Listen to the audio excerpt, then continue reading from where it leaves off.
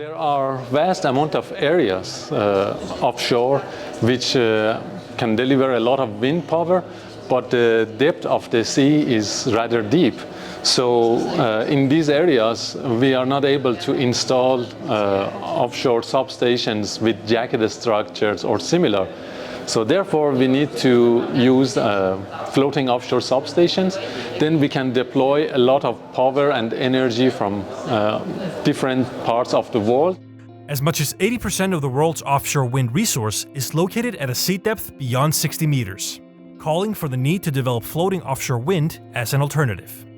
Since January 2023, the partners in the Floating Offshore Substation Innovation Project have been developing this alternative.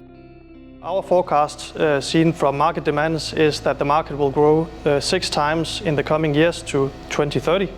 And here it's also mentioned that floating will be part of that. So definitely that leads to us figuring out how to do things much smarter than what we've done in the past. When we want to install such a very huge and massive structure, which is very expensive, we have to know something about what is going to happen to this system. So what we need to do is to verify that with many different tools, such as numerical tools and etc. So this gives us some more comfort when we start quoting for new tenders of floating energy, as this has quickly matured how we are going to develop this in the future. Developing the ability to install turbines in deeper waters with stronger and more consistent winds opens vast new geographic regions and enormous markets for offshore wind.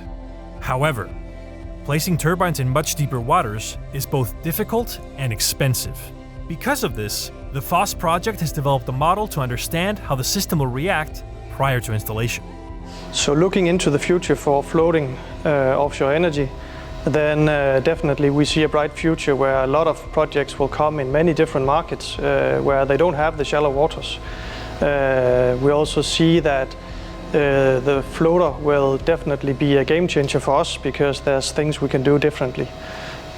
So yeah, interesting times ahead of us.